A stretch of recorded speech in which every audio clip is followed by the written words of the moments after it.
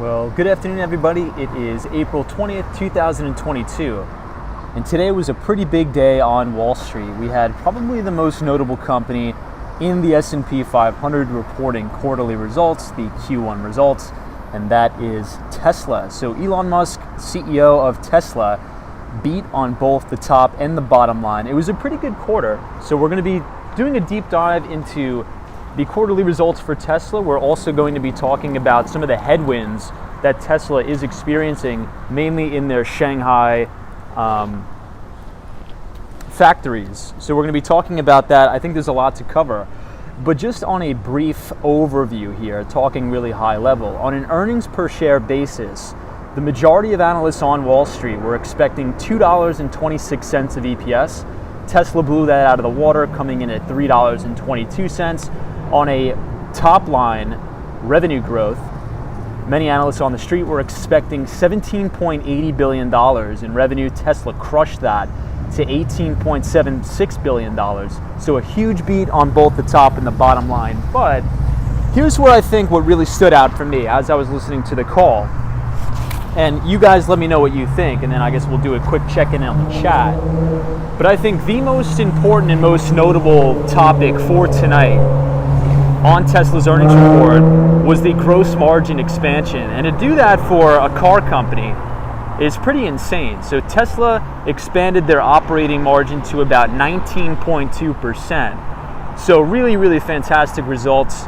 And we will do a deep dive into that tonight. But first, let's see who we have in the chat. I see Upstate Albany Walking Shows here. Good to see you. Happy Wednesday, everybody. It is the middle of the week in Miami Tech Week. The ABX girl is here. Good to see you, ABX girl from the Bronx. Vinny Castellano is here. Good to see you, Vinny Castellano. And Sally. We have Sally here. Says, hey, Tom. Javed says, hello, Tom. Shauno says, hello from Michigan. Welcome, Shauno. It's good to see you here as always. I hope you are enjoying your night. I see Dallas says, hey, Tom. Good to see you. Welcome, Dallas. Sally says, hey, Tom. Beautiful view. Thank you so much. Bernard Friedman says, hey, Tom. What's up, Bernard? Tahada says, hey, Tom. After you start the stream, maybe chill for a minute before you start talking about the subject so people can join in. That's actually a pretty good idea. We actually may do that. Thank you so much for that. I hope you're doing well. Michelle K is here. Helen, welcome. Take Me to the Sea, Arum Z, Sanjib, British Grey, the one and only Dutchman. Let me adjust the camera here.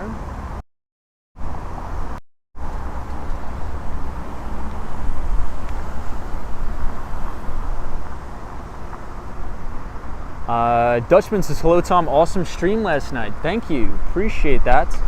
Yeah, we did run into AK last night, so that was awesome. Love that. Hey, Yes Forever 18 says, Tom, do you think buy a call contract is better or sell a put contract is better? I don't think one is better than the other. I think it just depends on the situation that you're in, right? But I will say trading derivatives is very complex, because there's a lot of factors that go into derivatives trading in the options market. I think you really have to know your Greek, so you have to understand your theta, your vega, rho, delta. You know, time decay plays into the situation a lot. But if we're talking like really high level, from a statistical basis, if we understand that 90% of all options contracts expire worthless, well, just based on that statistic alone, it's probably, I mean, if you're playing a law of probabilities, it's probably more advantageous to be a net seller of options. But there's a ton of factors that go into that.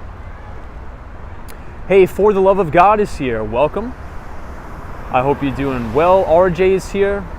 And Jonathan Richards, the one and only. Good to see everybody. And Penelope is here from the one and only Tennessee. So I can't believe it's already the middle of the week. It's been a crazy, crazy week on Wall Street. But I think one of the biggest things for today, I was very concerned going into Tesla's earnings report. I was very concerned that the vast majority of the questions were going to be about Twitter. So I'm very happy that, well, pretty much all the analysts on the call kept it professional. and focus the earnings call around Tesla's results and not sort of trying to get a rise out of talking about the Twitter situation. So I thought it was good, but overall, solid results on Tesla. And it's almost unbelievable if we actually do a deep dive in these results, just how good they were, depending on the circumstances that we're in. So we all know that we are in a supply chain and logistical nightmare for a myriad of reasons, but I think the biggest reason is, we are coming out of this COVID pandemic. But if we think about Tesla from a manufacturing standpoint, one of their largest manufacturing plants with Tesla, well, it's located in Shanghai, and we know what's going on over there. They have continued lockdowns. So there've actually been reports, and I'm not sure if it's true or not. I was just reading a very brief Business Insider article that supposedly the lockdowns are getting so egregious in China that some of the Tesla employees at the Shanghai factory are forced to sleep and eat on the floor. They can't leave the factory, they are locked in. Now, I'm not sure how true that is. Maybe you guys in the chat could sort of make a quick comment on that. But assuming it's true, assuming that is true, those quarterly results are fantastic. So based upon all the supply chain and logistics, beating on both the top and the bottom line, beating on revenue, beating on EPS or earnings, expanding their gross margins. That's just a really strong report.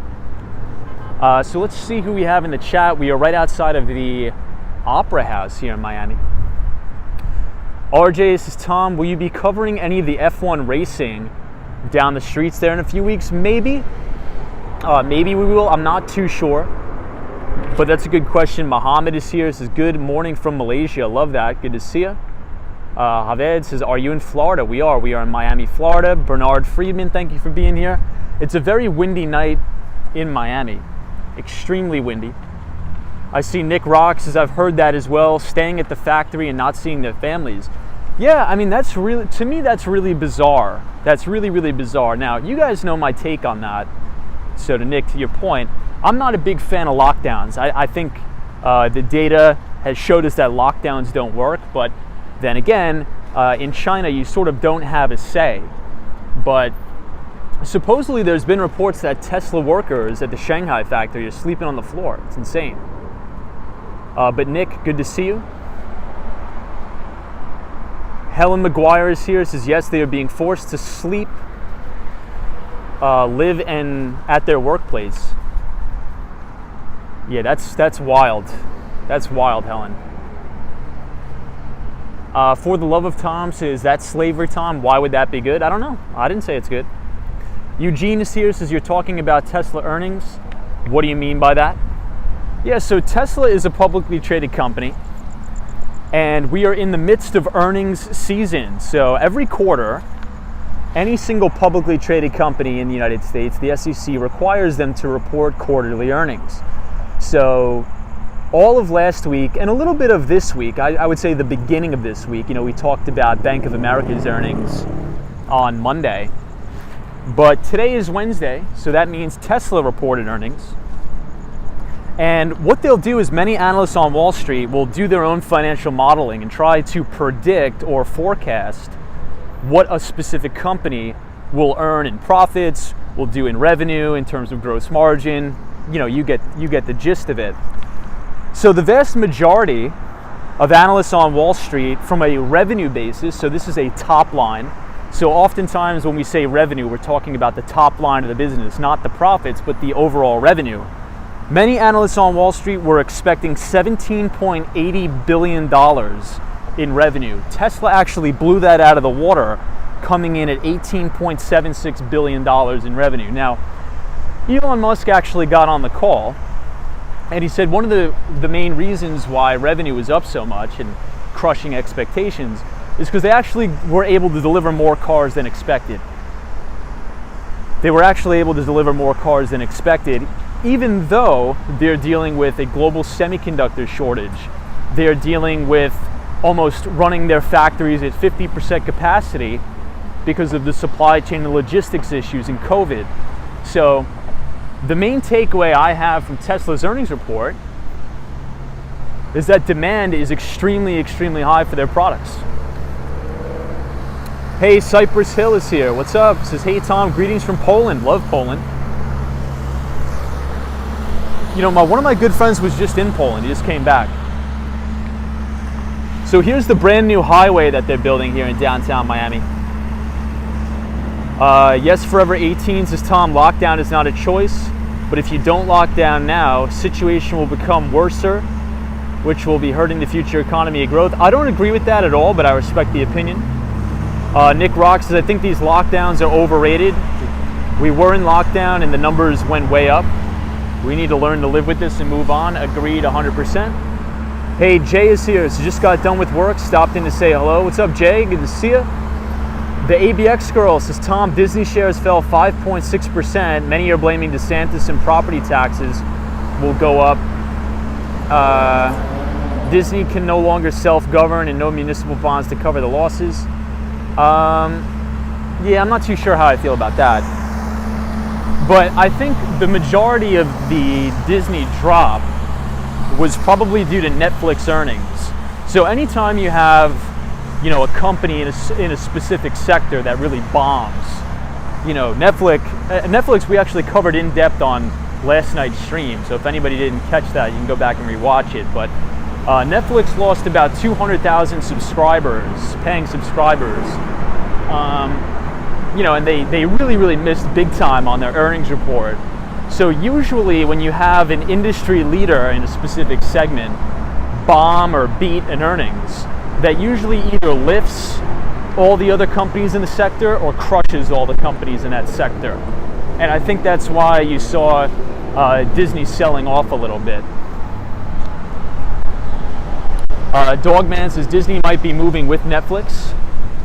I think that's an interesting observation. Hey, Patino says Bill Ackman took a big L on Netflix. Yeah, he did. So there was actually reports today that he closed out his entire Netflix position at a massive, massive loss. Hey, Eugene says, what's the highway going to be called? I'm not too sure, honestly, what it's going to be called. But hopefully it will alleviate some of the traffic here in downtown Miami. But speaking of Tesla, you know, Elon Musk also owns another company called The Boring Company. And The Boring Company has actually sent a proposal to the city of North Miami Beach to build an underground tunnel that'll run from North Miami Beach all the way to Sunny Isles. Now, I'm not sure if it's ever going to get built, but that's just one of the solutions that The Boring Company and Elon Musk is coming up with to help alleviate some of the ridiculous traffic we have here in Southern Florida. Hey, Chris Beeman is here. Hey, Chris, good to see you. Chris Beeman is our good friend from the one and only Arizona. So I think these palm trees right in front of us with the, I guess the 3 trees are my favorite palm trees. I think these and this one looks the most unique. Hey, Ed Dunkel, what's up? Says, wow, would that tunnel avoid flooding? Yeah, so I'm not sure. So I sort of had those same questions too. But then I'm like, you know, Elon Musk and The Boring Company have some of the smartest people, some of the smartest engineers and physicists working for the company. So I think they probably know a lot more about that stuff than I do. So if they say it'll work, I definitely trust it. I'm definitely not an engineer. Hey, Santo is here. Welcome. I see Vinny and Sally. Good to see everybody. I'm not sure if you guys could hear the wind noise, but the wind is ripping by. It's probably like 20 mile an hour winds here in downtown Miami tonight. Hey, Ruby Falcone is here. Welcome, Ruby. Always good to see you.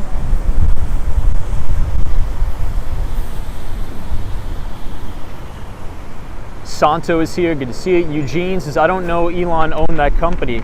Never even heard of it. Yeah, so it's called The Boring Company, and they make tunnels. I think they just finished one in Vegas. Bernard Friedman says Netflix might be getting shut down. I don't think so. For the love of God says, hello, Disney has always been on the dark side. It's just becoming more apparent. Interesting. Interesting. So if we look straight ahead, this is the Frost Museum of Science here. But I know the topic is about Tesla today, but I'll make just one more, man, that wind is crazy. I'll just make one more observation about Netflix. You know, even though the company missed earnings expectations, they still generated about $800 million worth of free cash. So it's not like the company is, in the tubes. I think that the market will just assign a more reasonable valuation. So usually very high beta growth companies, they'll trade at multiples of their earnings. So they'll have a PE ratio of like in the hundreds, right? But as those companies mature, the market will assign a more reasonable multiple to the stock. And I think that's what's going to happen with Netflix. But it's still generating a ton of free cash.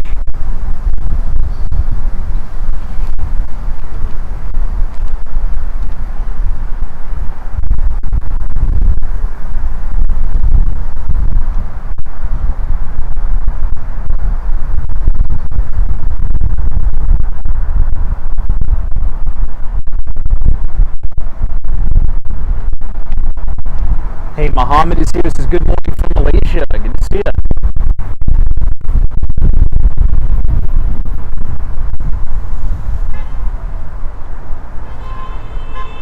Hey, Ibrahim Azam is here. Good to see you. Tiago is here. Welcome.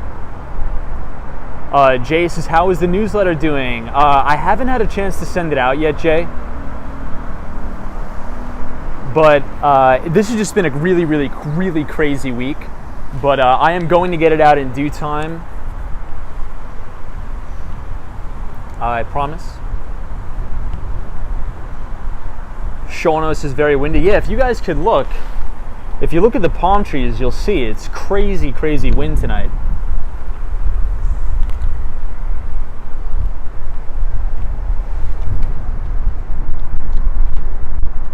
So let's see if the wind improves or dies down a little bit as we get closer to the FTX arena.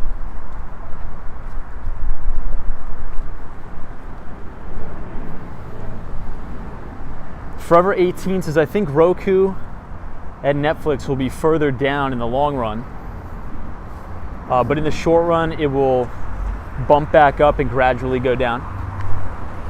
Yeah, so I think what you're referring to is like what, some sort of a short covering rally. I think you're probably right. So check out the 1000 Museum building. This thing looks beautiful at night.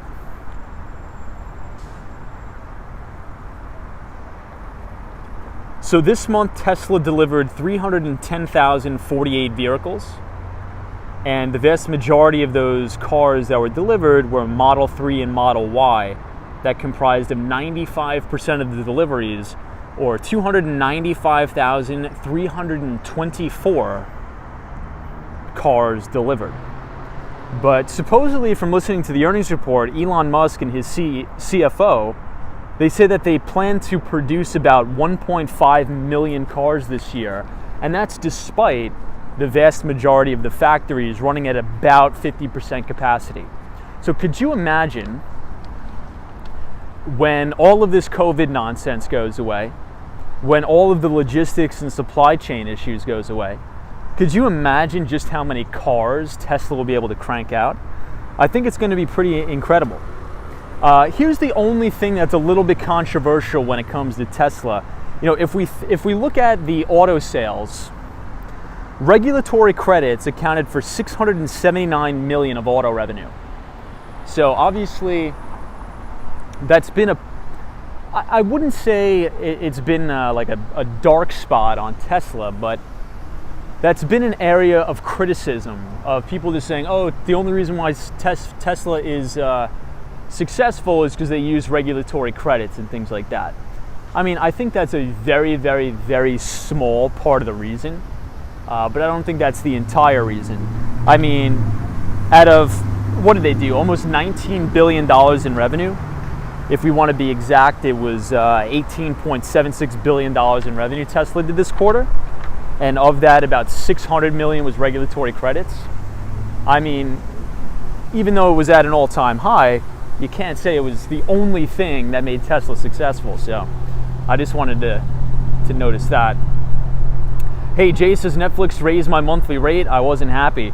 Yeah, so Jay, speaking of people raising prices and raising rates, Tesla, Elon Musk said that they made the decision to raise prices on their cars, and it seems like it didn't dampen consumer demand at all. So a lot of that increased revenue didn't come from increased sales, well, at least not all of it. A lot of that increased revenue just came from the increased ticket price or the ticket size. So it seems like Tesla, and we've been talking about this for a long time on the stream, during times of very, very high inflation, one of the things that's really important to look for is a company that is able to raise prices and still make a ton of money from their customers. So for example, that's called pricing power. So if you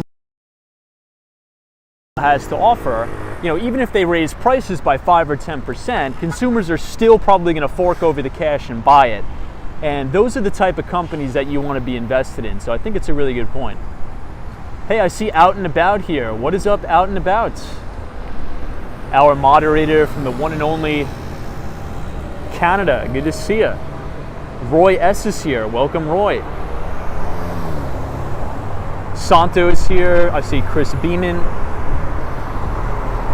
Good to see you. So let's cross the street tonight. This is I think this is US 1 or Biscayne Boulevard. And we are going to take a little bit of a walk around the backside of the FTX arena. Yeah, so Ed Dunkel, that's a really good comment. So Ed Dunkel says, Tom, Apple is one of those companies with a lot of pricing power. You're right. Apple has established such an intense core brand. I think any company that could establish a really, really those are probably the companies that are going to have the best pricing power. Hey, Joe Hernandez, long time no see. What's up, Joe? Says Tesla is going to be on the upbeat for this next 2 years. Once the chip situation straightens out, GM and others will gain ground. Yeah, so Joe Hernandez, that was a big, big topic on the earnings call for your point. That was probably one of the main reasons why, I'm not going to say deliveries are down, because deliveries are actually up. I should say why deliveries are global semiconductor shortages, supply chain and logistics errors, and things like that. So you're 100% right. So if we talk about inflation, the lack of parts, the lack of semiconductors. They also, on the earnings call, Elon Musk talked about the situation with Russia and Ukraine a little bit. And they said, due to all those factors, it has dwindled our inventory to about a 3-day supply. So think about that. All of those different factors have dwindled the supply of Tesla vehicles to about 3 days worth of supply. So could you just imagine, to Joe Hernandez's point, could you imagine when all of this nonsense is totally over and the Berlin factory is kicking on all cylinders, the Shanghai factory is kicking on all cylinders and running at 100% capacity?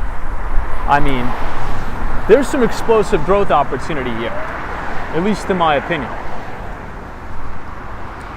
Penelope says, I agree with you, Jay. Netflix, higher prices, less content, the price should go down.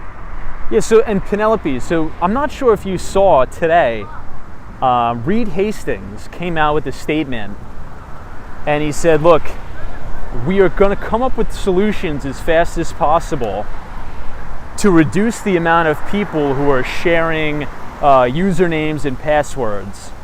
And to me, I get that, right? I understand that. But to me, it sort of came off as if he was making an excuse for his company's poor performance this earnings season.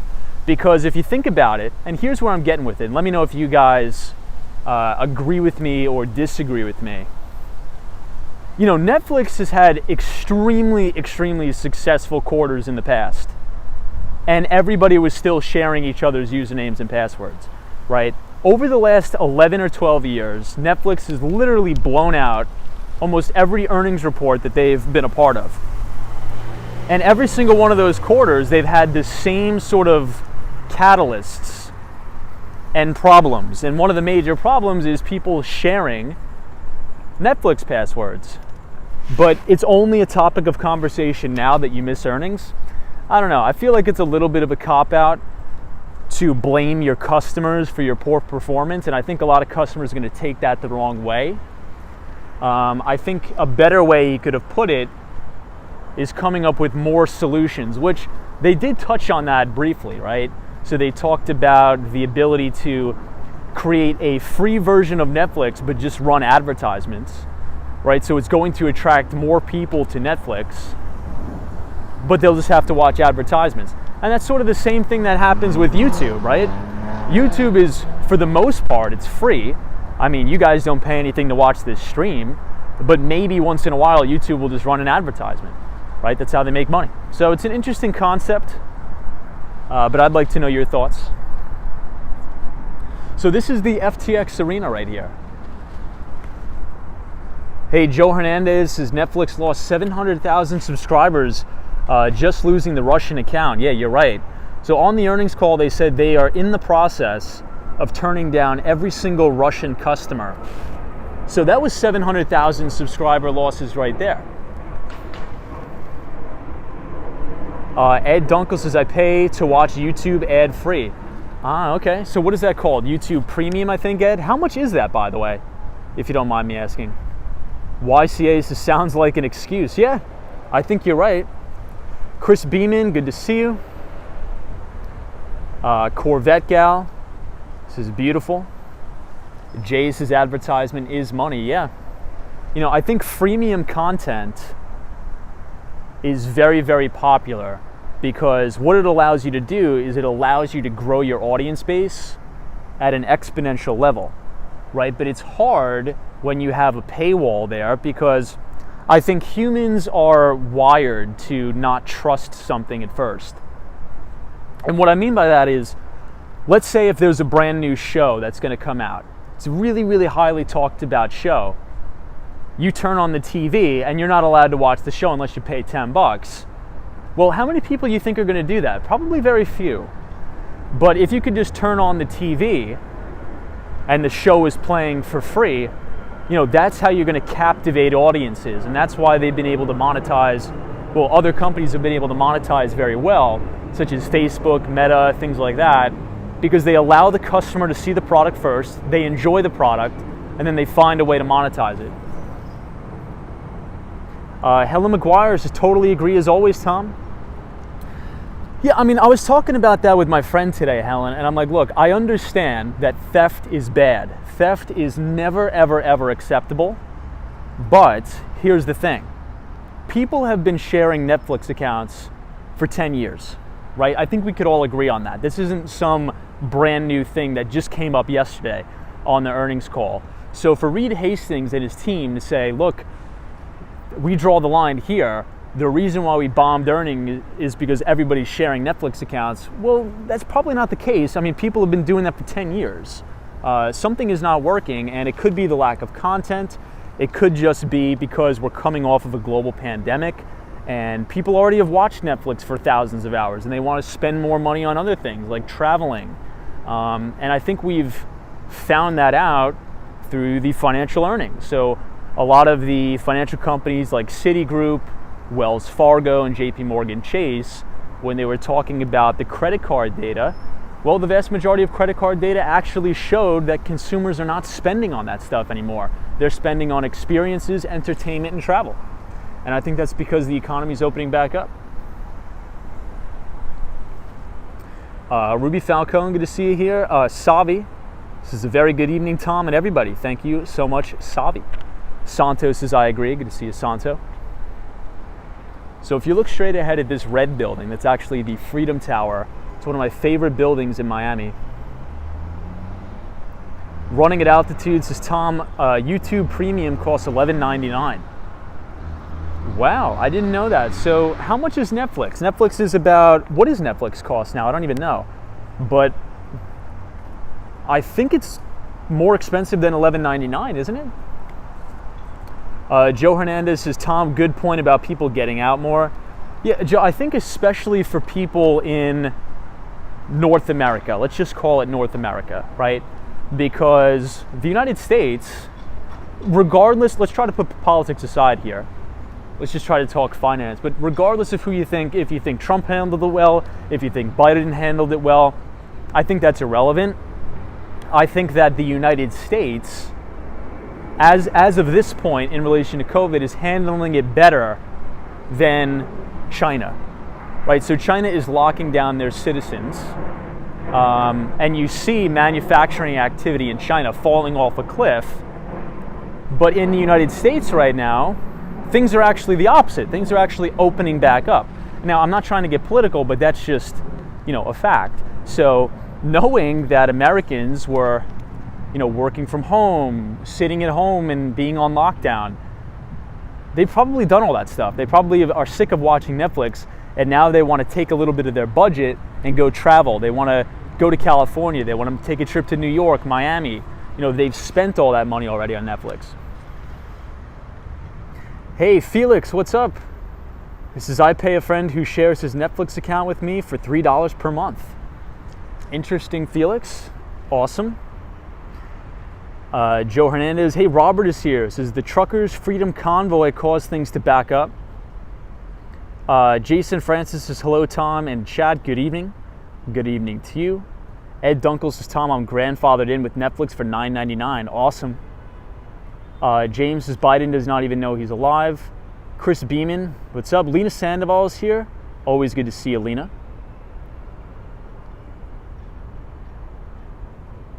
Laminal says, the stabilized up and down walking looks like a video game walking. I agree with you. I actually watched one of my streams back. Very seldom do I ever watch the streams on a replay, but I did, and I sort of said the same thing.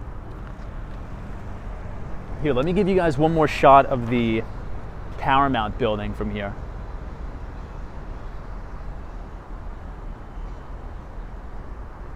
But for those of you who are joining, I think the highlight of the night for Tesla was the expansion in their gross margins, their operating margin, 19.2% margins. Earnings per share, or EPS, came in at $3.22. The majority of analysts on Wall Street expected $2.26, so big beat on the bottom line. And revenue came in at almost $19 billion at $18.76 billion. And obviously, yes, we know we have to take into account that regulatory credits accounted for about $679 million of auto revenue, but that's just the reality, and I think we have to be mindful of that. But if we really take a deep dive and get granular into the earnings report, we'll find that the majority of revenue growth was actually driven in part by an increase in the number of cars Tesla delivered, in addition price per car. So here's what I mean by that. And I think we're seeing similarities. Last quarter, we talked about Home Depot's earnings, and we talked about how they beat revenue estimates. But if we actually dug a little bit deeper into that analysis, we would have found out that the reason why revenue is higher was not necessarily because people were buying more goods and products and services at Home Depot, but because the average ticket price per consumer was higher, and that's due to increased prices. So Elon Musk, I believe it was last quarter, made the executive decision to actually raise the price of EVs. And many analysts on Wall Street thought this was going to be a death wish for Tesla, and that many consumers would not pre-order cars anymore because it would be out of their budget. The exact opposite thing happened. Demand is still as high as ever for Tesla cars, and many people are still on a waiting list just to even get their car. So I thought that was probably one of the biggest takeaways from the report, and it really, really impressed me that a company of Tesla's size, and being that the industry that they're in, a car company, could have continuously expanding gross margins was really, really phenomenal on that. Yo, we have the one and only Jimmy B is here. Is this Wall Street? What's up, Jimmy? I hope you had a good middle of the week. Already Thursday tomorrow. Already Thursday. So next week I'm going to be doing a lot of traveling, so I'm not sure if I'm going to be able to stream as much as I can, but I will keep you guys apprised on that. Hey, my good friend Cosmo Scary is here. What's up, Cosmo? Good to see you. Hope you're doing well. Samantha R is here. The one and only Mark Davis. What's up, Mark? Mark Davis is our medical marijuana expert in the chat. What's up? Good to see you. Joe Hernandez says, I would buy 2 Teslas if Elon Musk goes to Mars with Jeff Bezos and Mark Zuckerberg doesn't come back. My God. Now that's a comment right there. Love that. So this is actually where I get the bus sometimes, right here. Hey, it's the one and only Action Kid. So we actually ran into Action Kid. He was nice enough to join us on the stream yesterday, so thank you for that. AK says, sounds like Tesla's cars are price insensitive and they must have demand from consumers. Was there any talk on the Q&A session after about the Twitter buyout offer? So yeah, Action Kid, I think you're 100,000% right. Tesla did raise prices, and judging by the data from the earnings report, it seems like nobody really cared. Right? I mean, if you're going to pay $5,000 extra for a Tesla, especially if you can, it didn't really seem like it impacted sales at all. If anything, Tesla's actually at record low inventory, and due to all the semiconductor shortages, supply chain disruptions, and they talked about the Russia invasion of Ukraine a little bit. They said that inventories are now dwindling to an only 3-day supply. So they can't even keep up with inventory. So really, really crazy there. Talking about Twitter, that's one thing that I thought that they were going to hammer on, but thankfully all of the analysts on Wall Street kept it professional, and there was no questions about the takeover of Twitter at all. Even though I think it probably would have been pretty funny to hear Elon Musk answer some questions for that, but at the end of the day, an earnings report is a serious deal, right? I mean, people who own the stock, they don't want to hear about Twitter. They don't want to hear about tabloid stuff. They want to hear about how their investment is doing. So I think it was good that a lot of the analysts on Wall Street kept it professional, and there was no talk and no Q&A about Twitter. Yo, we have Al Baker here. What's up, Al? Hope you're doing well, and thank you for joining tonight. Walter is here. Says, do you think the high margins are due to them stockpiling materials before inflation kicked in, then charging higher prices for the cars? I don't think that. But Elon Musk, so here's Elon Musk's reasoning about that, according to him. Obviously, and every single CEO has pretty much said the same thing. Oh, I think we have to go around. Hold on. We got a barricade here. I'll give you guys one more shot of the Paramount building. A lot of the times what companies will do is if they know they're in an inflationary environment, and especially a company like Tesla, that even though Tesla, I guess you could technically consider Tesla a software company, there's a lot of hardware that goes into that, right? So a lot of raw materials. So to your point, a lot of semiconductors, and we're going through a semiconductor shortage right now. So as prices go up, a lot of the times companies will increase prices just to give them a margin buffer. But 9 times out of 10, what happens is the first 2 or 3 quarters, margins will be insane and they'll actually have margin expansion. But as the cost of raw materials continue to increase, margins tend to normalize. So we'll see. We'll see if next quarter Tesla can even continue to increase margins even more. But I was just stunned today. Hold on, let me get back on the sidewalk. I was just stunned today about how the margin expansion played out. Yeah, OF says the SEC was watching for sure today, I know. But Walter, what do you think about that? Do you think, I want to know your thoughts on that. Hey, Beto says Tesla Model Y and Tesla Roadster. Good to see you. LW Hunters is now we're talking. Good to see you. Santos is nice. Freedom Tower. Michelle O'Rourke says, hey, you guys, so I had a heartbreaking moment with my daughter today. Oh my God. Well, Michelle, you got to get her another one. But Michelle O'Rourke, good to see you. Yes, it is 4:20 today. It is 4:20. It's kind of funny how Tesla's earnings report was on 4:20.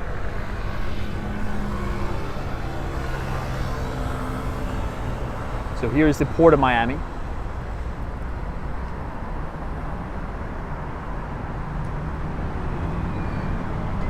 Yeah, Joe Hernandez says people are waiting 2 to 3 years for Tesla cars. It's insane. You know, and here's another thing, Joe, that I thought is pretty interesting. Tesla's marketing budget is pretty much zero, right? So Tesla, as opposed to, think about the marketing budget of Toyota. Think of the marketing budget of GM and Ford.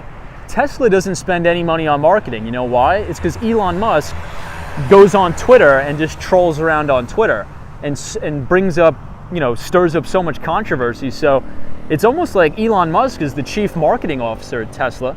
They pretty much spend no money in relation. I'm not saying they spend no money at all, but in relation to their competitors, they spend pretty much nothing on marketing.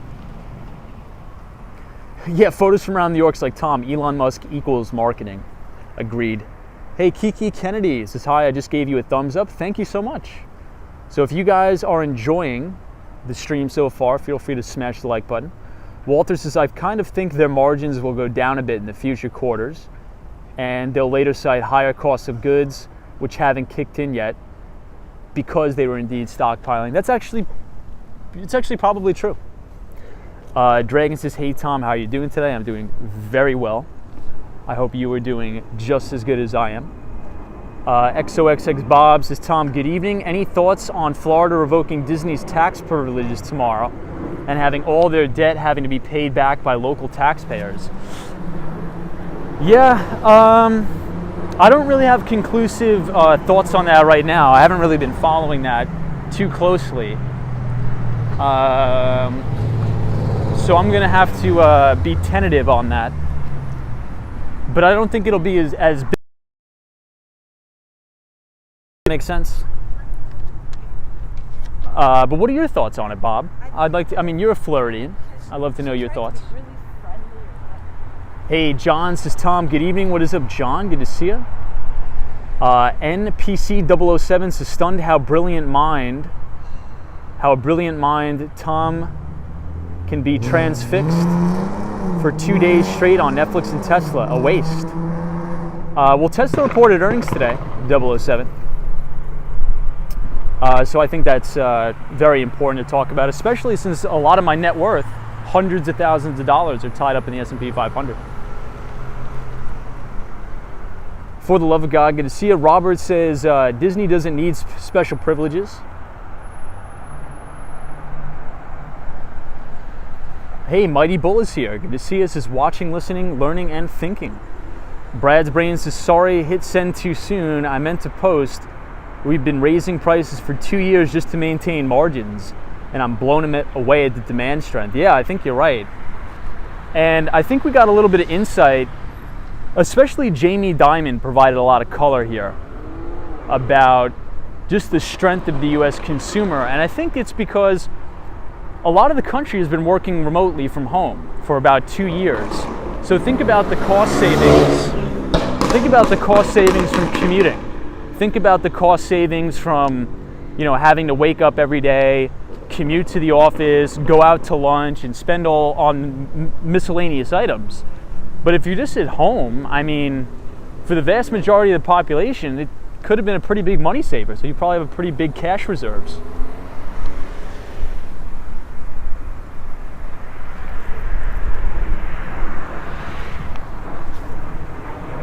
Beto, good to see you.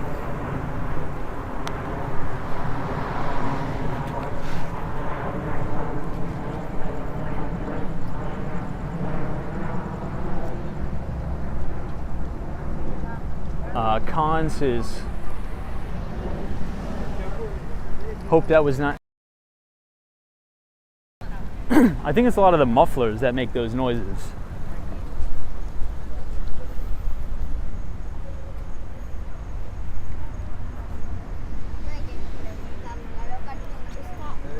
But yeah, I think after today's earnings report, because I mean the stock's up about 5% after hours. think Tesla's probably going to make up an overall weighting of about 5% of the index, right? So for the vast majority of the population out there, especially if you have some sort of a retirement account in an IRA or a 401k, you probably have a large portion of your net worth tied up in companies like Tesla, whether you like it or not, especially if you own index funds. So let's say if you have a 401k or a retirement account where you're dollar cost averaging into the S&P 500 or something like that, well, if you look at the weighting or the average weighting of the index, because the S&P 500 is a market capitalization weighted index. So the larger the company grows in terms of overall market cap, the larger portion of the index it'll be made up with. And that's why, you know, some of the statistics that we were talking about on previous streams, that I think it was about over 85% of all the gains in the S&P 500 last year. So talk about how crazy that is. So 80%, over 80% of all the gains in the S&P 500, or it could have even been more, just sort of paraphrasing here, in the S&P 500 came from just 5 stocks. And that's because a lot of the big mega cap tech, I guess you could call them the FANG names. So you talk about Facebook, now called Meta, Microsoft, ticker symbol MFST, and Alphabet Google, and Tesla. These companies are, well, very close to the $1 trillion club, and some are already in the $1 trillion club. And let's not forget Apple. So I think if you're a shareholder, if you own a retirement account or anything, I think it's important to be paying attention. Hey, UPS1 says, good evening all. What's up, UPS1? Wengler says, hey Tom, did you know that when the noise is not that loud, we can hear you clear? Copy that. Ruby Falcone, good to see you. 007 says, earnings season is kind of after 4 quarters of continued failures. I think it was a fantastic quarter. I thought it was a fantastic quarter today. JF says, but those remote employees could be putting their money in other areas such as home improvements, furniture, and tech. Yeah, you're right. I think that's, I mean, to your point, JF, I think that's why. Look at the stock price of Home Depot last year. It was on a tear. I think it doubled. People have stayed home, invested more money into redoing their homes and things like that. So I think you're right. I think it's a good point. I think you make a really good point. Jose says, good evening. What's up, Jose? Marketplace now.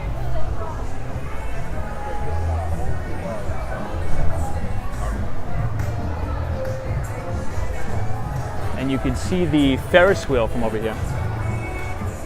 Al Baker says, do you think Apple will buy Netflix? I don't think so, because I don't think Apple needs Netflix. I mean, doesn't Apple have their own streaming service? So I don't see a reason why they would we would do that. Khan says IBM was in the $1 trillion club in the but I see your point. I mean, they were a very, very good company. You know, IBM actually had an earnings beat, but everybody is really, really all, you know, giddy about IBM because they posted one good quarter, but their revenue is still below where it was 10 years ago. So I wouldn't personally own the stock, but I think a lot of people like it because it has a pretty decent dividend yield. I think it yields 5% now, doesn't it? I mean, keep me honest in the chat, but please let me know. I think IBM has like a 5% yield. Hey, NMB045 says, happy Wednesday, Tom. Very interesting topic tonight. Thank you. Hey, thank you, NMB045. Jay says Apple TV Plus. Yeah, you're right. So I'm not sure if Apple would ever want to history. I mean, how many companies have Apple actually acquired, right? I don't think Apple is very keen on M&A activity. I think Apple usually just likes to keep all of the development and engineering and everything in-house. Hey, Ebit Da is here. It says, hey Tom, hope you're having a nice evening. Thank you, EBITDA. We just covered Tesla's earnings report. They beat on both the top and the bottom line.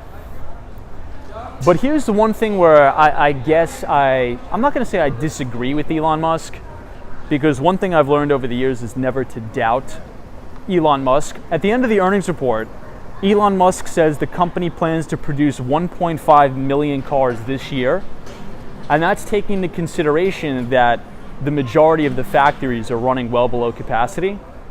But if there's one person who can prove everybody wrong, it's Elon Musk. I mean, the results today were insane.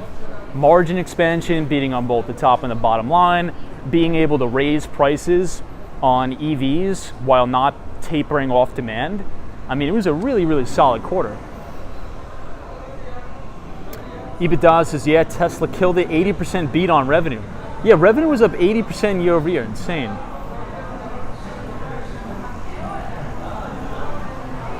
Corvette Gal, good to see you. I hope you're doing well.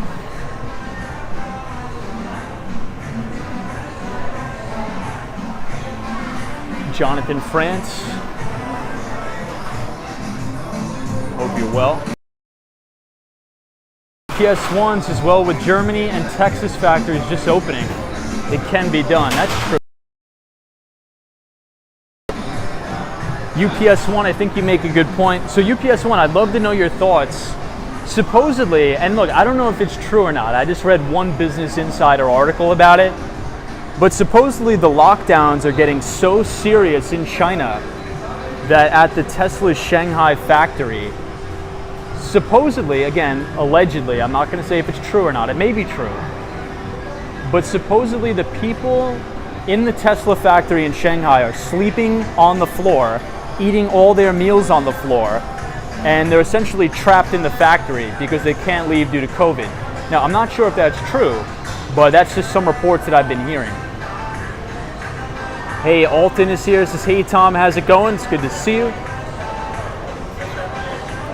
Jack O says, who verified Tesla's earnings report? Maybe he's cooking the books. I think that's rather unlikely, but I do see where you're coming from. I think most famously a company that was quote unquote cooking the books was Waste Management. Does everybody remember what was going on with the debacle of Waste Management? And the biggest thing, the real reason why Waste Management was quote unquote cooking their books involved around the depreciation of their assets, which just happened to be the garbage trucks. So that was probably one of the massive frauds that I could think of, also Enron. But I think with everything Elon Musk has at stake, and knowing that this is verifiable because people are actually receiving cars, I think it's probably rather unlikely, knowing the dire consequences, that he's probably not cooking the books. But I never thought about that. It's very interesting. But I personally don't think he is. Yeah, Yogi's oh my God.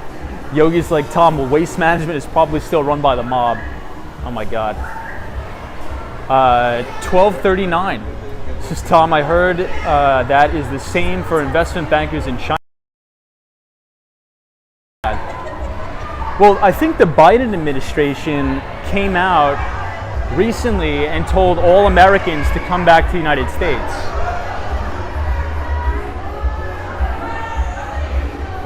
Yeah, Ollie Rogers says Elon doesn't need to cook the books.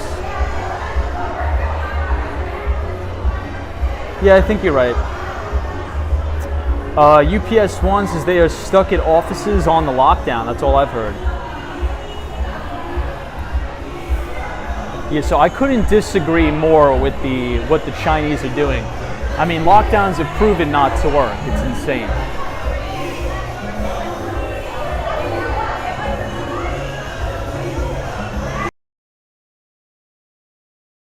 Hey, Shauna says S&P 500 futures are up.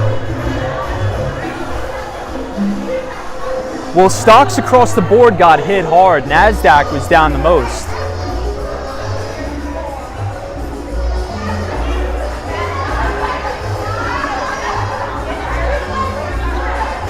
Yeah, out and about, you're right.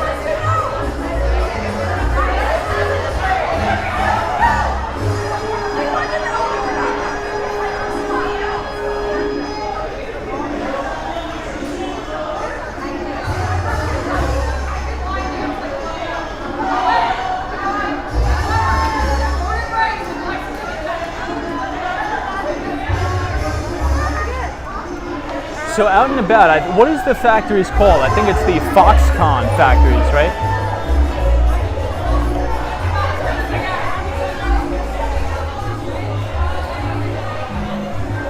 Yeah, Chris Beeman's like, if Tom wasn't afraid of heights, he'd go on the Ferris wheel. UPS once, as Netflix had a bit to do with that.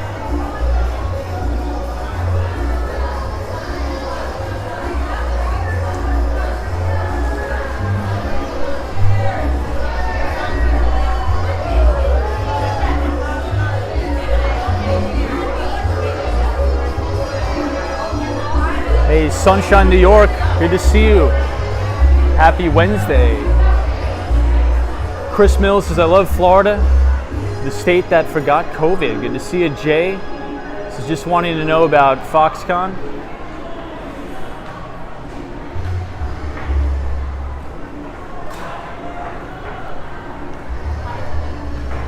So if you guys want, I'm going to be finishing the Behind the Street newsletter very, very soon and sending it out. So if you want to receive a free financial newsletter, if you type !news, N-E-W-S in the chat, the Nightbot will drop the link to the Behind the Street newsletter, where you can get my weekly thoughts on not only the US stock market, but to talk about some actionable ideas. So please join us on the Behind the Street newsletter. Samantha R says, wait, Tom's really afraid of heights. I just don't like going on like rides and stuff like that. I've never been really like a ride guy. Like if the Ferris wheel breaks down, it's gonna be a big debacle, I think. Yogi, good to see you. So tonight I want to go down to the Riverwalk.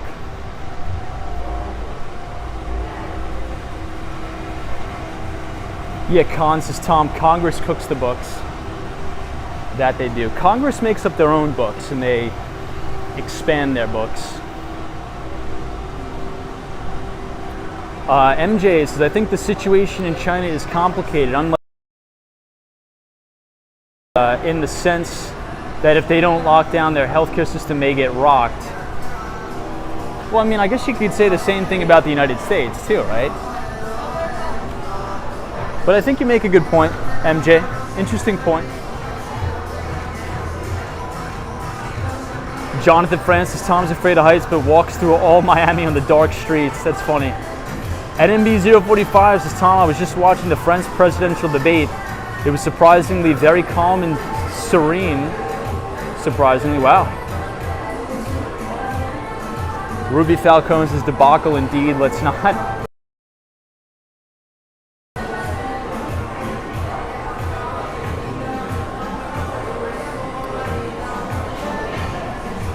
Yeah, Caddy, I think you're right. Hey, Frazier is here, says, hi Tom, perhaps we learn more about lockdown effectiveness comparing other countries' solutions in retrospect. Agreed. Well, I mean, Elon Musk on the earnings call, he said that the Shanghai factory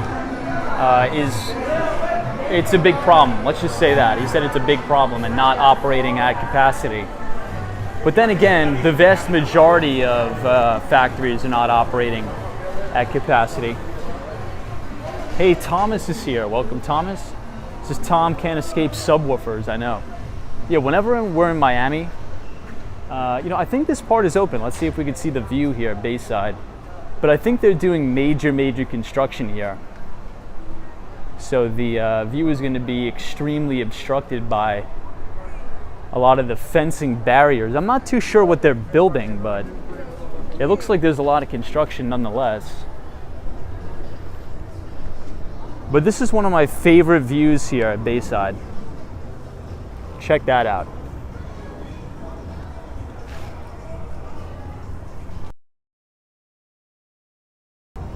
Bought $50 million in common stock from Lordstown in September.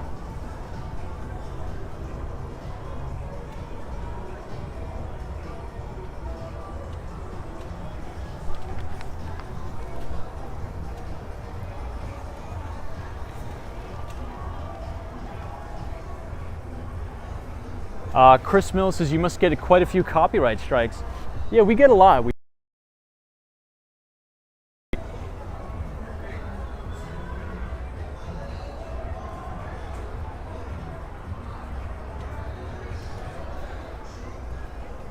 British Craze is a beautiful view. MJ says nice view, go Heat. So is there a Miami Heat game going on tonight? I thought that was yesterday, but I could be mistaken. Bob says, Tom, that view is called the Biscayne Wall for the high-rises. I think this is probably one of my favorite views in the city, although if you walk over this overpass right here, there's a really, really nice view. Really, really nice view.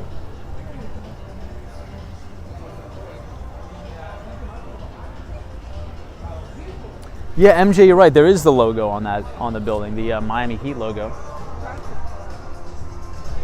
So, just interesting Barron's article, and they were talking about. What were they talking about?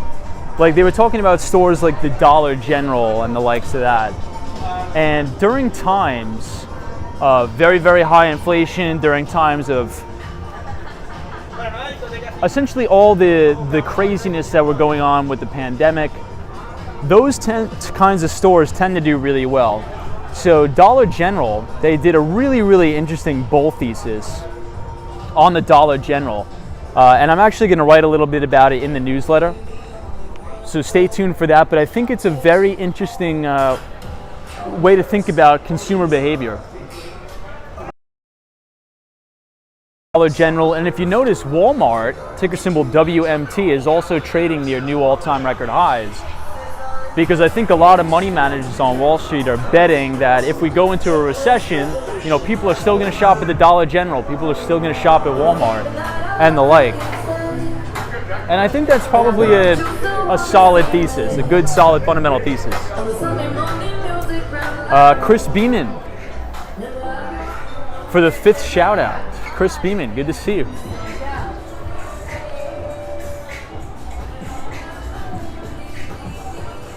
So I think these are speedboats here.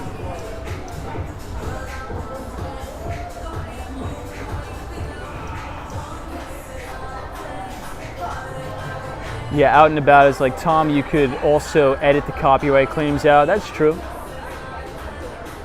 The jail fighters here, good to see you. Cindy Foley, welcome. Says, hey Tom. Emilio J says, hey Tom, YouTube stopped notifying me when you go live and pulled you from my feed. Are you being shadow banned? Ooh. I think it's probably possible, but you turn on the notification bell. I think if you make sure the bell is on and notifies you for all notifications, I think you'll be fine. But sometimes if you just click the bell, it'll only notify you about 10% of the time. But if you turn on all notifications, it'll make sure you're notified.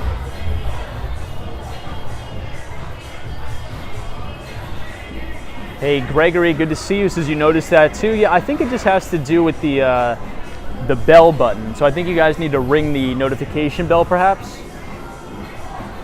UPS1 says Walmart has been stocking warehouses and said they would not pass the cost on to consumers.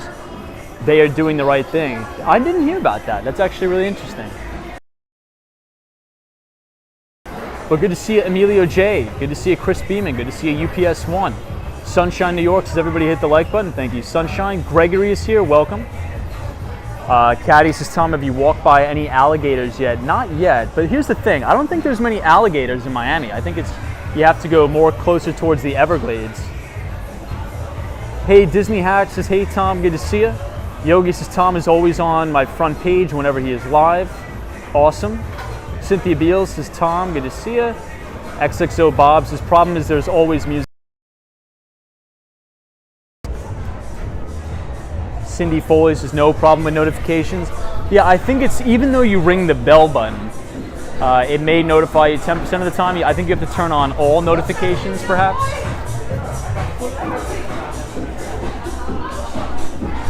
But let's head to Brickell.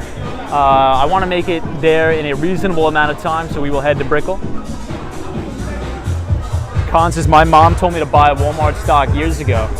Well, I mean, one of the good things about Walmart stock, it has a pretty decent dividend yield. So not only, well, this year you made a lot of money on the capital appreciation of the stock, but you also made money on the dividend yield too, which is good.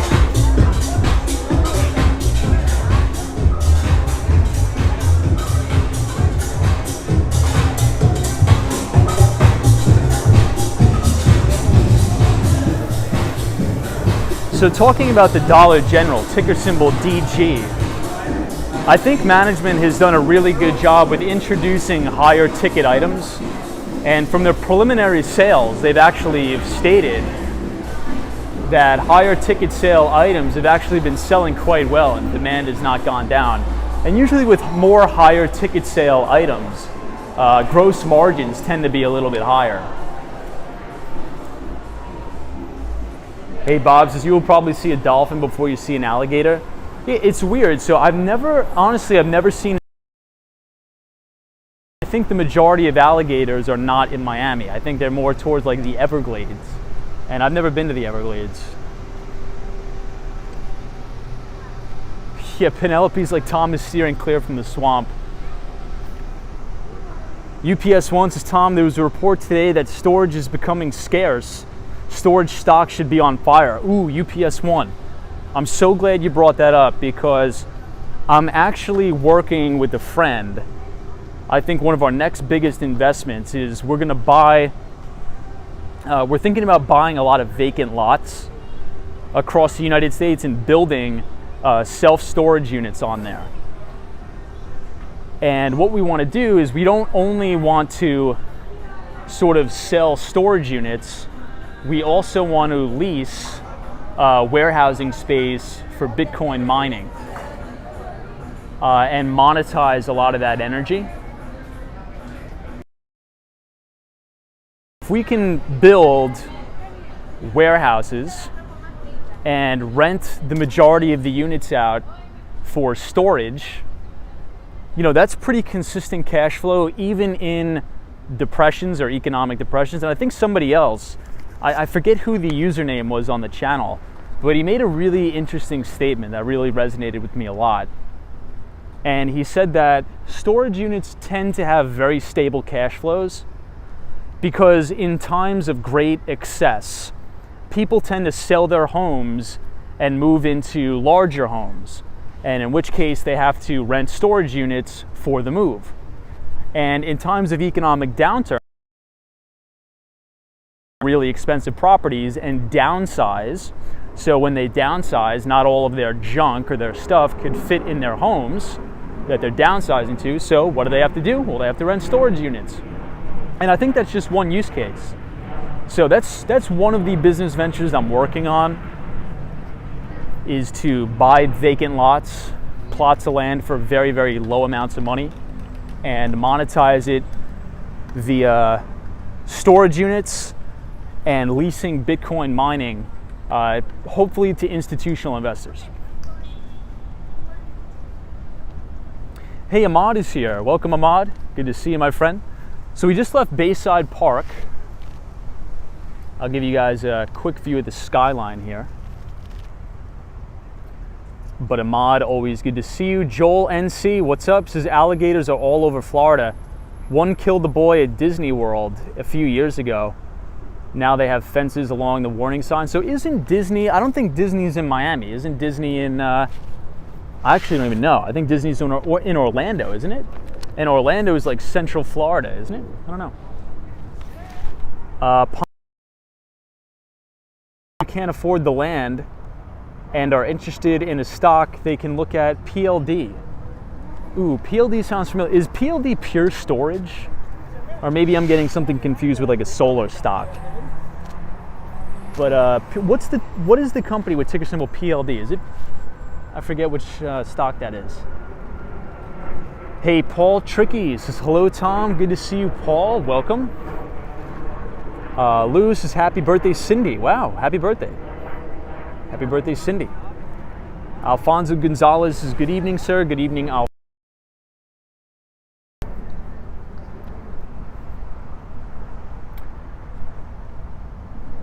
UPS wants, it sounds great. Personally, I'm not for the mining, but storage is hot right now.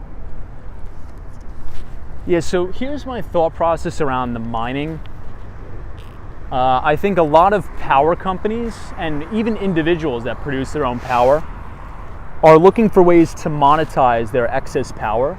So if they could sell that and use that excess power for, Bitcoin mining or something like that. So some of the areas that we're looking at in terms of like geography is upstate New York. And so why would we look at upstate New York? Well, here's one of the reasons why. Upstate New York has a lot of wasted hydropower. And if we,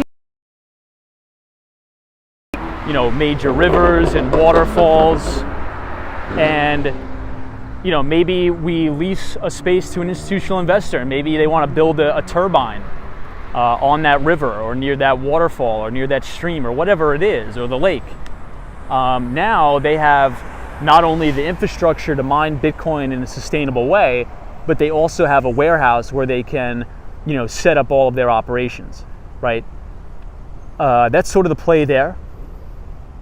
And then hopefully that'll bring economic activity to a lot of economically depressed locations in New York. And if you think about the locations in New York City that are the most economically depressed, well, unfortunately, they happen to be in places in upstate New York. Now, I know there's a lot of poverty in the Bronx, there's a lot of poverty in Brooklyn and all that, I get it. But on a relative basis, if you look at the economies within New York State that are in economic ruin, they're probably mostly in upstate New York, right? And I'm not saying that to be like a jerk or be mean, that's just the reality, right? So I think that if we can, build the infrastructure and make a proposal to New York State to say, look, our solutions that we're going to build in upstate New York is going to bring economic activity. Who knows? Maybe we could get crazy amount of. There's money to be made. People are going to come, and it's going to spur economic activity in those local municipalities. I'm not saying it's going to work.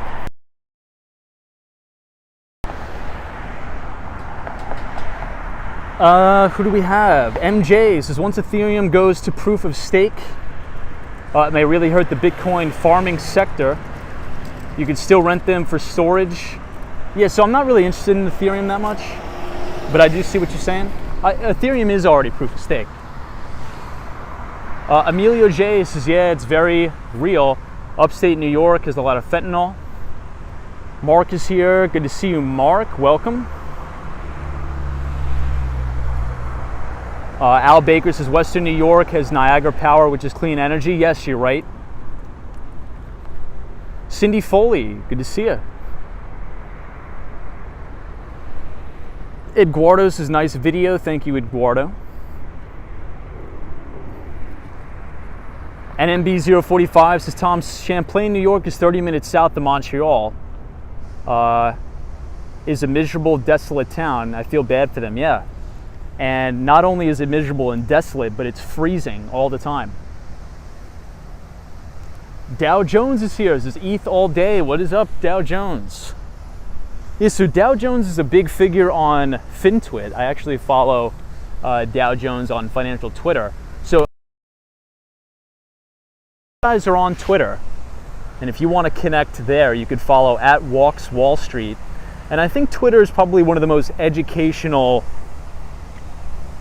social media platforms. There's a lot of big money managers that put out their thoughts and analysis for free on Twitter. So feel free to connect with us there. But good to see you, Dow Jones. Namaste says, Elon Musk is no hero. Some level of censorship is necessary. Look what Trump did to Mike Pence, says Namaste. Good to All right, guys, we're going to take a quick pit stop. I got to get a drink of water, so bear with me for 2 seconds, my friends.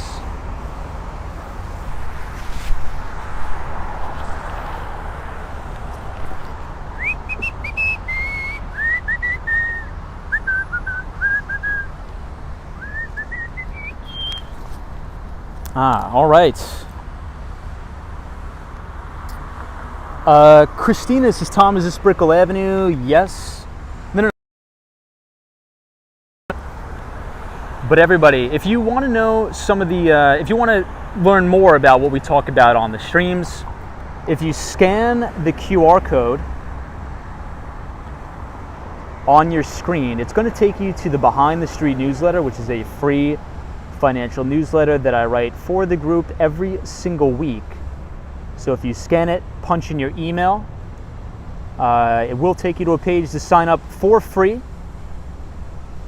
And I write a free financial newsletter every single week for the group, talking about earnings reports, U.S. equity markets, emerging markets, fixed income, cryptocurrencies. So feel free to sign up for that.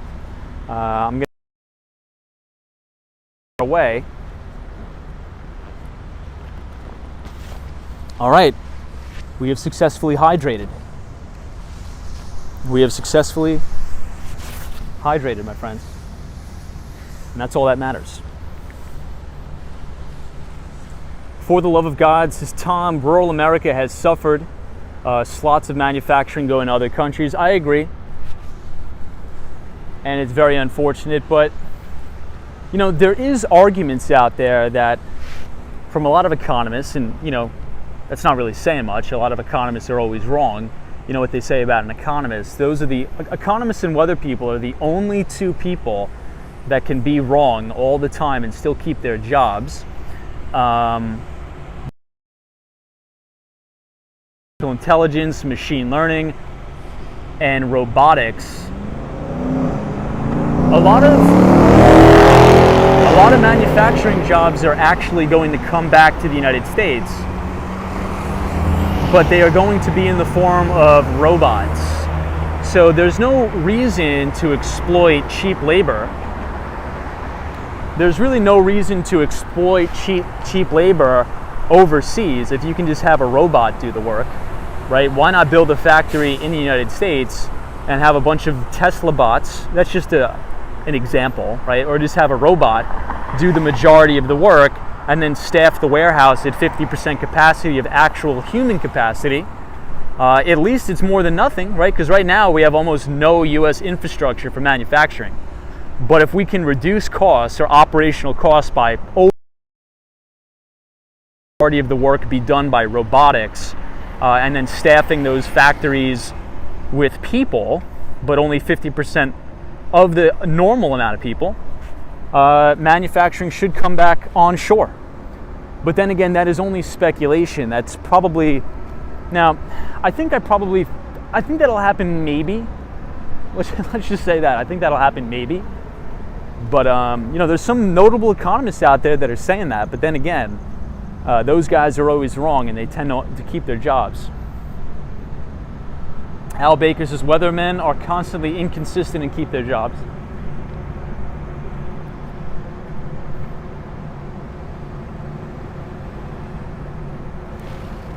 Yogi says there will probably to babysit the robots, kind of like trading on Wall Street. Yeah, Yogi, I think you're 100% right. You know, to your point, a lot of the trading activity on Wall Street is technically done by robots. So, you know, a lot of it is algorithmic trading that sort of runs on autopilot. Drippy D says, what time is it there? I'm not sure. Can we do a quick time check in the chat? I'm going to estimate that it is 11 o'clock at night. No, 10:30. Hey, Dolly Girl Twin says, yes, bring back manufacturing to the United States. Should have never outsourced it. I agree. I hope you're doing well. Ali Star says, so for robots to be efficient, they need cheap power. Yeah, well, I think one of the major benefits about a robot is you don't need to give a robot a lunch break or a water break, right? Break. So here we have Miami Tower.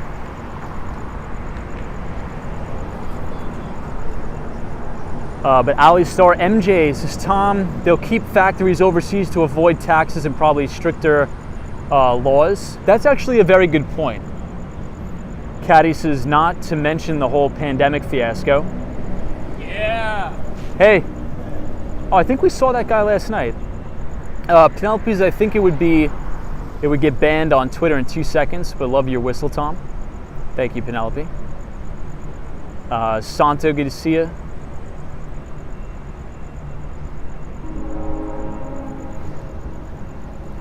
Frank Gonzalez says, what future do you see on truck drivers in the United States? I think in the very, very long run, I think a lot of those truck driving jobs will get automated away. But in the short term, there's actually an extremely high demand for truckers. An extreme high demand for truckers. So speaking of Walmart actually just came out with some data that says any trucker that applies to be a driver at Walmart, right off the bat, they're gonna make 80 to 100 grand because there's just no people to do it. I'm not sure if you guys saw that, but in the short term, there's a shortage of truckers. But in the long term, if we think about the advancements in autonomous driving, and I think the advancement in autonomous driving plays really good into the topic of tonight's stream, which was Tesla's earnings report, because Tesla and Elon Musk, they've even admitted on today's earnings report that the progress in autonomous driving is not advancing at the rate that they would have hoped, right? And I think one of the biggest issues with this is Elon Musk said, you know, we need more people to sign up for Tesla's subscription service. I forget what it's called exactly, but that'll allow them to collect more data on autonomous driving. But advancements are not happening as fast as they would have liked. So maybe that's, I think that's a negative in terms of a technological expense, but I think it's pretty good for truckers. But yeah, let me know in the comments if you guys saw that, that Walmart is hiring truckers at a rapid pace. And they even said, look, you know, we're so desperate for truck drivers that we're willing to pay 80 to 100 grand right off the bat because we just need them so badly. So I think to answer your question, I think in the short term, let's say about, you know, right now to in about 10 years, I think the demand for truckers is actually going to go up. And that's probably due to the fact that more people are transacting over the internet. So the amount, I think we could probably issue a direct correlation that the amount of people spending money and ordering services and products online, you know, those services and products just don't get to your doorstep magically, right? At least not yet. You know, they are working on technology to, you know, have drones fly to your house to deliver Amazon packages. But I think that's still a long ways away. So I think in the short term, I think it's a job in very high demand and you'll probably make a really good living. But in the long term, let's say 40, 50 years, I'd probably stay clear. Hey, UPS One says do it now and gain seniority, and it's harder to be replaced by robots quickly. You're looking at a good career, says UPS One. Dolly Twins says with outsourcing, manufacturing to other countries in return, they produce the worst quality products. Not worth it. I don't know about that, but I see your point. MJ says, I saw the Walmart news. John Oliver did a great piece on truckers a few weeks ago. There's scarcity due to the poor working conditions and poverty salaries. Walmart fixed the problem by paying more, says MJ. Yeah, I mean, look, that's a good living, guys. That's a really good living. You know, making 100 grand driving a truck, it's an honest living. You're helping out the economy. You're actually saving lives. You know, I was having a debate with one of my friends over the pandemic, and you know, I don't even know how we got on this topic. I think we were just BSing with each other. But I said, yeah, I mean, during the pandemic, some of the biggest heroes are truckers. And he's like, what are you talking about? And I'm like, dude, I'm like, if the truckers, I'm like, think about it. You know, we work in tech. My friend's an investment banker. I'm like, you sat home and you ordered all of your food online and you didn't have to leave the house. I did the same thing. I was working totally remotely, but these truckers had to wake up every day, go outside, get in their truck during a global pandemic, and deliver the goods and services that we were ordering online. If they refused to do that, we would have starved to death. I mean, am I wrong? I mean, let me know what you guys think, but that's sort of how I think about it, right?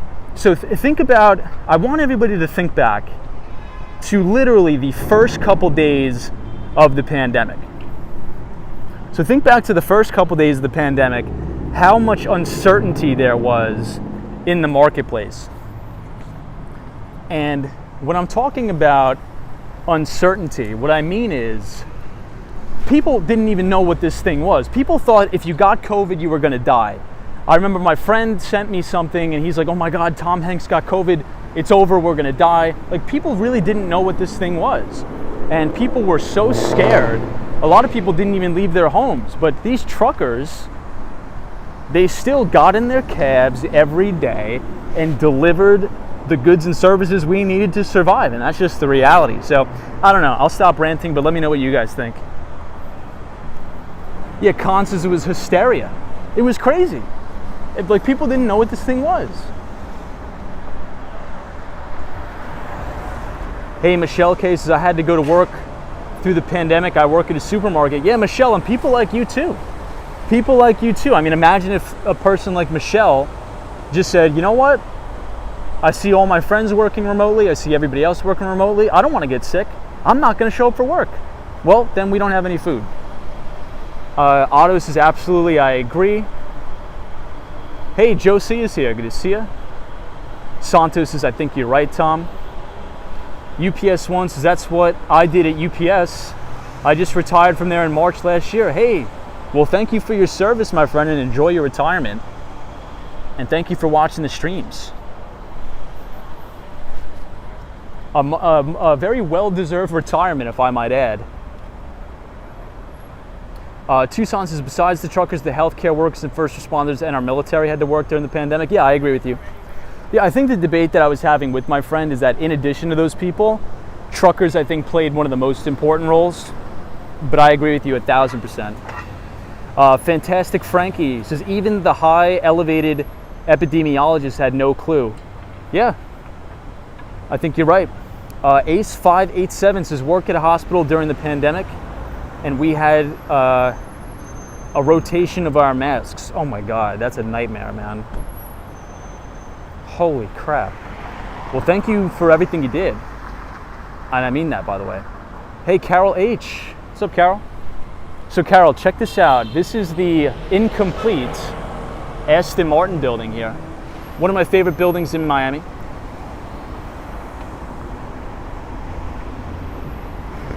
UPS1. Penelope says, yes, we freaked out, high risk here. What the heck were we supposed to think? Yeah, I mean, Penelope, that was a lot of people. You know, to your point, that was a lot of people.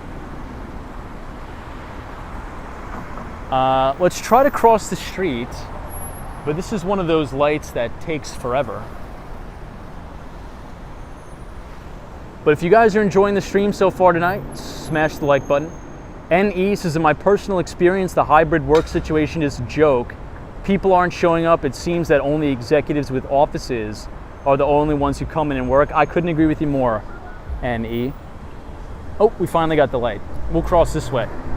NE, I couldn't agree with you more. I know some people right now at my old company, they wake up, they join the quote unquote morning call, which is a joke. Hopefully nobody at my old company is watching. Yikes. And then they go back to sleep. So they wake up, they join in the morning call on the dialer, and then they just roll over and go back to sleep. And they say, yeah, you know, I have a really big account that I'm eating off of. In the sales world, if you have a big account with a big run rate, it's called you're eating off that account. And they'll just put in like a couple of units to hit their quota, and then they just do nothing. It's insane.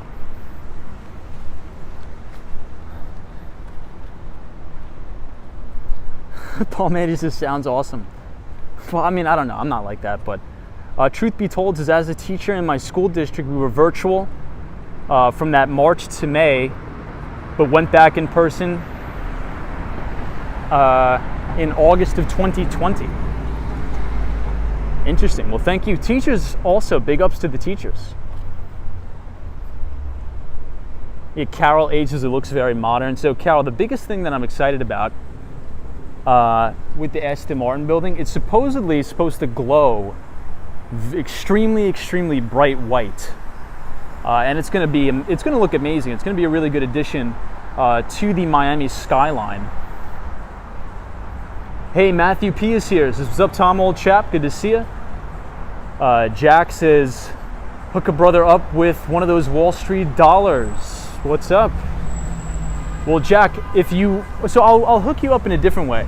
If you read the Behind the Street newsletter, which is a free financial newsletter, I think you're going to get a lot of good insights about that. Hey, Lady O says we all didn't know what it was, so people were nervous and anxious, understandably. I agree. That's why we have so much admiration for the healthcare workers, military, etc. Couldn't agree more. Couldn't agree with you more. And Lady O is our great moderator from the one and only New Jersey, so it's always good to see you, Lady O. Carol H says, Tom, can't wait to return to Miami. So this week is Miami Tech Week. So everybody is coming to Miami from Silicon Valley, from New York City. So Miami is quite packed with all of the people joining for Tech Week.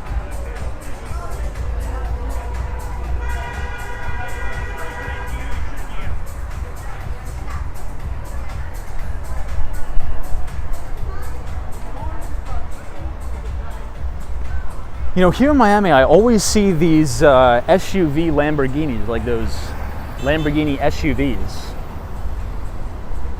But now we are looking at a beautiful view of Brickell Key.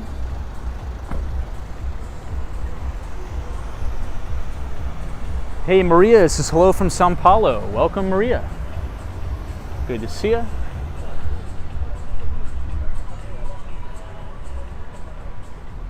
And I'll give you guys one more shot of the Aston Martin building. So this building is 90% sold out already, and it has about 391 units.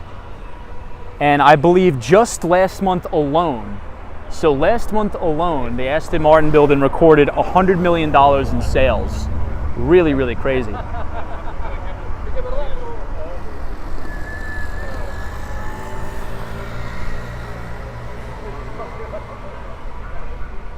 Hey, Dogman says the Lambo yours is very popular right now. Saw one here in Minnesota the other day. Yeah, these things. I don't know. I think if I had the option, I'd probably get a Tesla over that. But they look cool. They look really nice. But everybody, just a very, very quick recap for earnings for everybody who's just joining. Tesla reported earnings today. They beat on both the top and the bottom line. Earnings per share came in well above analysts' expectations at $3.22 a share. Analysts on Wall Street were expecting $2.26, so they blew out the bottom line on the top line. Tesla reported $76 billion, and analysts were expecting about $17.80 billion. So big beat there, but I think the highlight of the night was the gross margin expansion. So operating margin from Tesla came in at 19.2%, which, based upon all of the ridiculous supply chain issues, semiconductor shortage, and inflation, to have a company of that size being able to expand your operating margins is really incredible. So the stock's up 5% after hours. I'm not sure where it's trading at right now, but last time before I started streaming, which was about 2 hours ago, the stock was up 5%.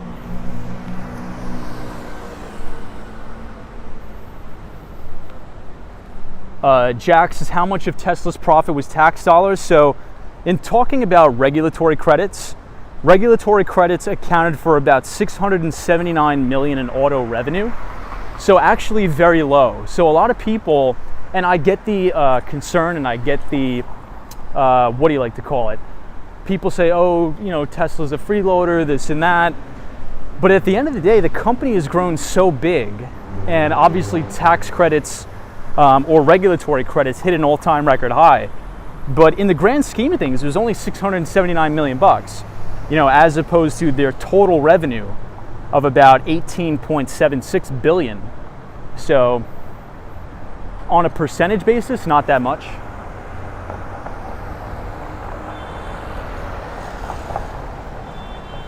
Cons, says Tom, acceleration is the only good thing about a Tesla. So despite the Shanghai factory being nearly almost shut down and the vast majority of factories operating at less than 80% capacity, Elon Musk came on the earnings call and said that they still plan to produce 1.5 million cars.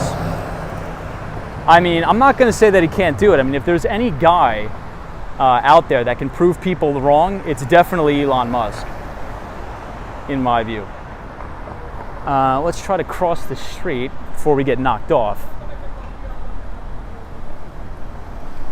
But overall, solid report. Expanding gross margins, expanding earnings, expanding revenue growth. And I think Tesla reported deliverables about a couple weeks ago.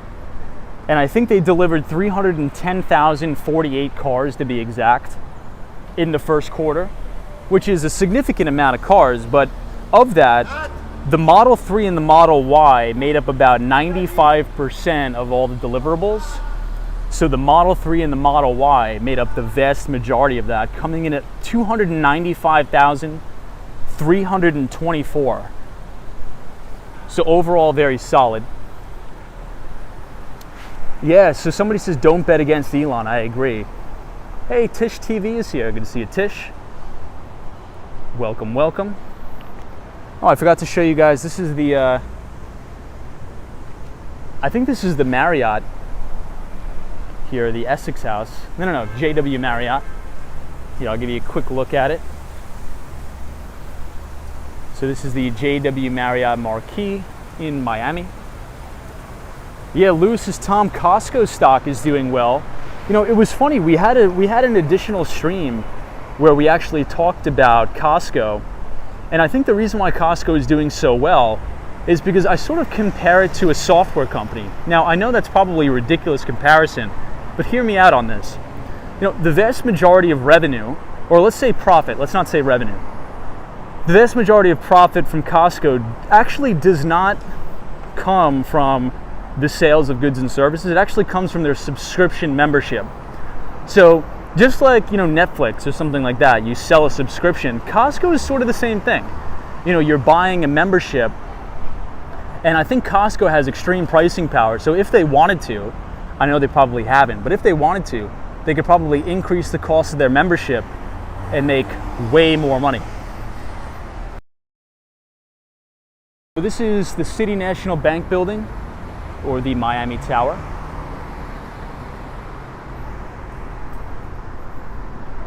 And let's cross the street here.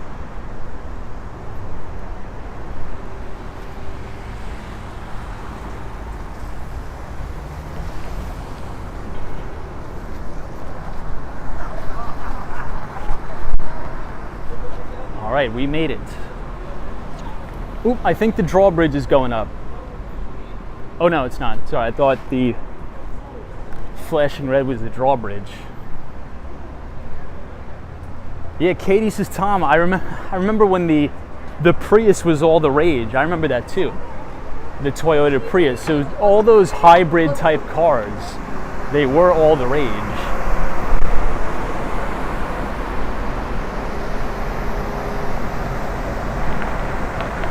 Hey, WW's here. Good to see you. Hope you're well. So we're walking over the bridge to Brickell. But let's check out some of the yachts. Hopefully there'll still be some of the yachts parked here so you guys can see. But this is the W Hotel.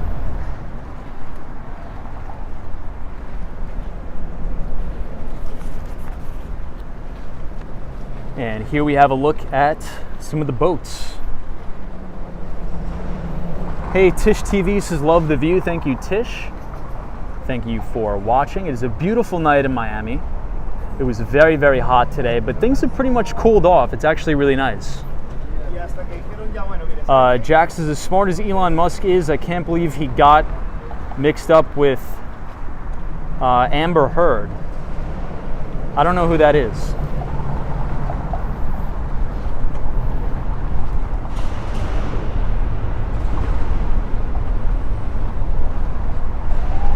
Yeah, photos from around New York. He's like, Tom, I parked my yacht there for tonight. Too funny.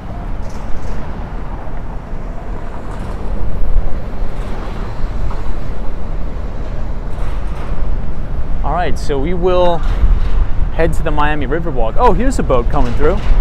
But this one's all but a small one.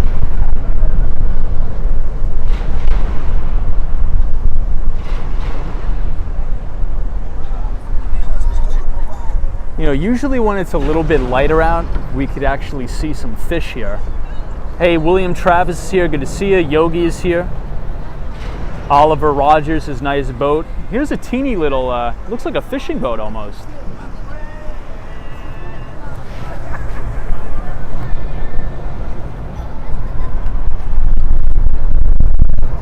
You know, I'm not sure how deep the water is, but I wonder how deep it is there.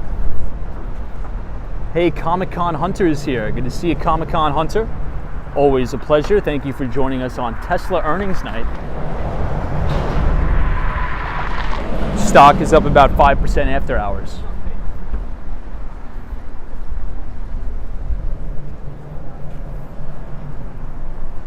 So once we get over the bridge here, you guys are going to be able to see an even better view of the Aston Martin building.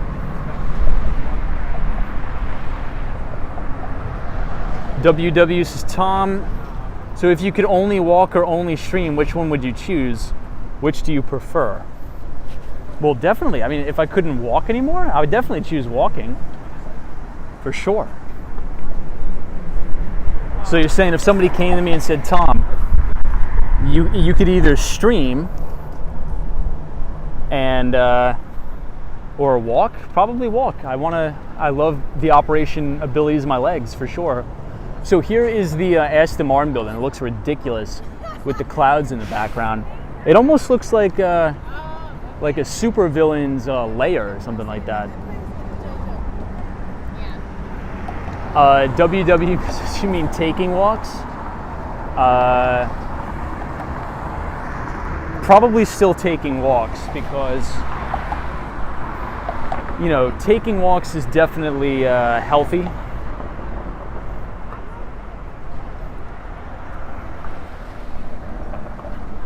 So now we are in the Miami Financial District. We are overlooking the one and only Bank of America Tower.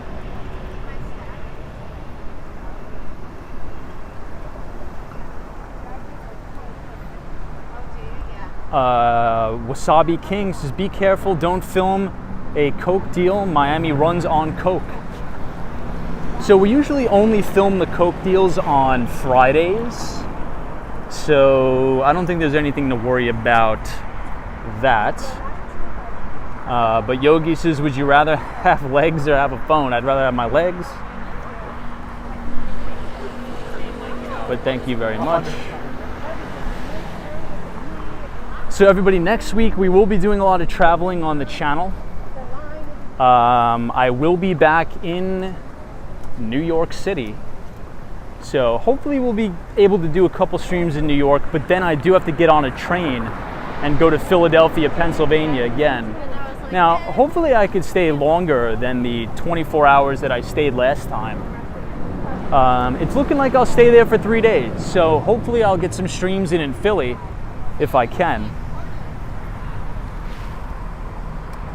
Hey, Parking Full Time says that was a beautiful view across the water. Thank you so much. Yeah, this is one of my favorite locations here, for sure.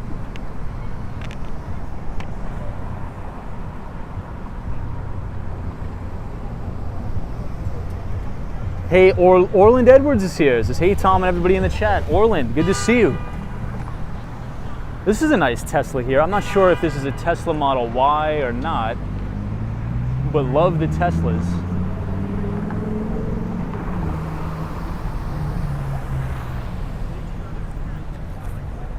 Oop, everybody, so my phone is on 10% battery, so we'll stream for another 10 minutes.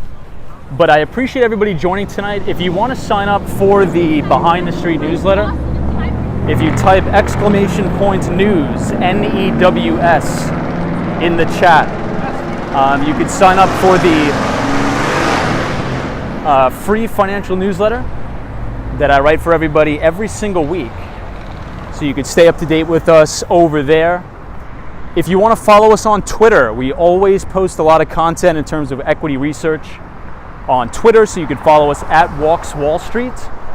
And feel free to connect with us on Discord. So if you look in the links in the description of this video, feel free to join our Discord where we talk about finance, we talk about good places to eat around Miami and New York City, and much, much more. And also networking and getting jobs and things like that.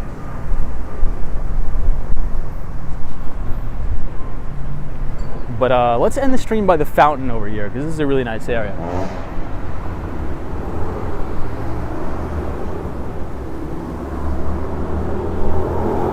Ruby Falcone, good to see you.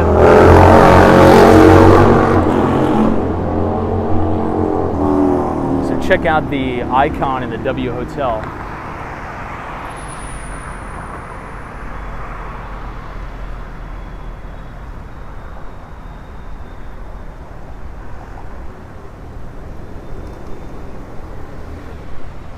My good friend Cynthia Beale. Hey, here's another Tesla right here. So this is 6th Street. Let's cross the way over to 6th Street. You know, there is actually a good pizza spot here. I think this is probably the only pizza shop that I've been to in Miami that's any good. It's coming up here on our right.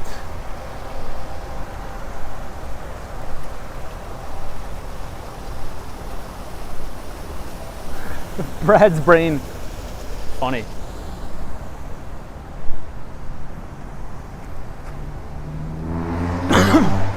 All right, gotta get some water.